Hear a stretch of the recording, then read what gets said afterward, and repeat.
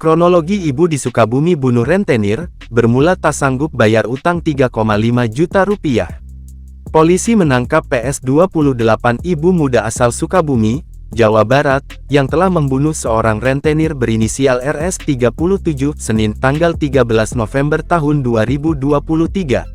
PS ditangkap pada Sabtu tanggal 18 November tahun 2023 dini hari di rumahnya. Setelah membunuh RS, PS membungkus jenazah korban dengan spray, lalu mengajak anaknya yang masih berusia 13 tahun untuk membuang mayat korban ke Sungai Cipelang.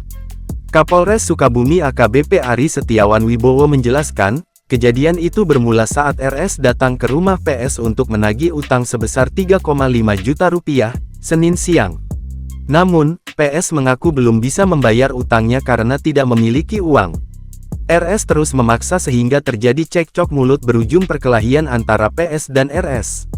Di dalam rumah, PS mendorong RS ke dalam kamar hingga terjatuh.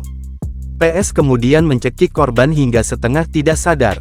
Melihat kondisi korban yang tidak berdaya, PS mengambil batang besi di belakang rumahnya dan dipukulkan ke kepala korban hingga tewas. Setelah korban meninggal dunia, tersangka membungkus jasad RS dengan kain spray.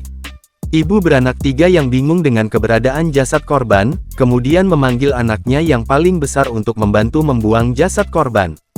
Besoknya, pada Selasa tanggal 14 November tahun 2023, anak korban kemudian menyewa mobil bak terbuka untuk membawa jasad korban dan membuangnya ke aliran Sungai Cipelang yang tidak jauh dari rumah PS. Setelah melakukan pemukulan, kemudian korban didiamkan di kamar.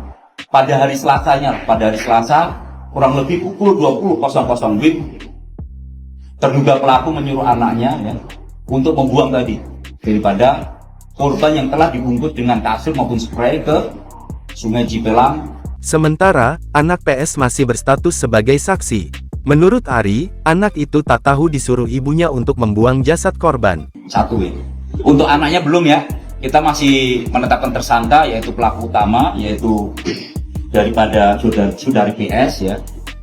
Kalau untuk